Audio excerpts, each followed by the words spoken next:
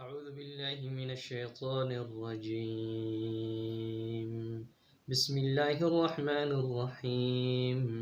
والعصر إن الإنسان لفي خسر إلا الذين آمنوا وعملوا الصالحات وتواصوا بالحق وتواصوا بالصبر. الحمد لله والصلاة والسلام على رسول الله صلى الله عليه وسلم. أما بعد، والله ليال waxaan jeclaystay maanta inaan dila wadaago في سورة العصر إن شاء الله تعالى. يا إلهي سبحانه وتعالى siduu inoogu sheegay xilligan aan joogno xilli casra iyo weliba fadliga maaragtay ay leedahay waqtigu uu leeyahay ilaahay subxaana watacaala sidaas oo kale waqtiyada uu aad ilaahay subxaana watacaala suurado badan inoogu sheegay fawaaidda ay leedahay waqtiga in laga faa'iideeyo. ilaahay subxaana watacaala walleyli buu ku dhaartay habeenkii, walfajri buu ku dhaartay waa beriga, sidoo kale walcasri casarka ayuu ilaahay subxaana watacaala ku dhaartay oo suuradda hadda aan akhrinayno ilaahay subxaana watacaala oo inoogaga warramayo faa'iidooyinka. bacda acuudu billahi min ashaytaani rajiim, ilaahay subxaana watacaala wuxuu inoo sheegayaa walcasri ayuu leeyahay casarka ayaan ku dhaartay ina alinsaana insaanka lafii khusrin khasaare dhexdii ayay ahaadeen ila aladiina duulkii mooye aamanuu camal falay saalixaatin camal wanaagsan oo watawaasoo isu dardaarmay bisabri sabarka iyo watawaasoo kuwa isu dardaarmay bilxaqi xaqa kuwa isu dardaarmay mooye kuwa kale khasaare dhexdii ayay ahaadeen.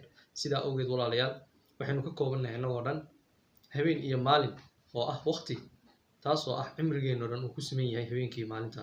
sidaa awgeed walaalayaal waxaan baraarujinaynaa insha allahu tacaala suuraddan in laga faa'iidaysto, sidoo kalena waqtiga ayay ka warramaysaa waqtiga in laga faa'iidaysto intaan qofku malakumoodku aanu ku imanin oo geeridu aanay u imanin.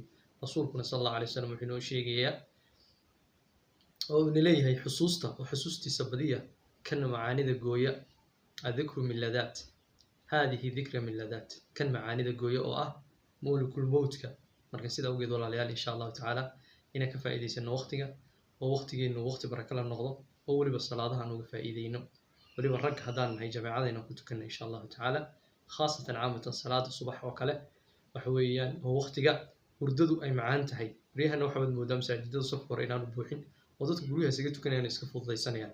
sidaa awgeed walaalayaal waa ina safka hore kusoo tukannaa salaada insha allahu tacaala, khayrkana lagu dadaalaa. ilaahay subxaana watacaalana waxaynu ku raali gelin karno uu raalli nagaga noqon karo uu nagu jeclaan karaa waa waqtiga un ilaalino salaadaha kuna ilaalino jameecada insha allahu tacaala. inta ayaan jeclaystay inaan dila wadaago. intaan ku kulmayno xalqadan xalqa la mid a waa anigoo walaalkiiba inta kaga tegaya. asalaamu calaykum waraxmat ullahi tacaala wabarakaatu.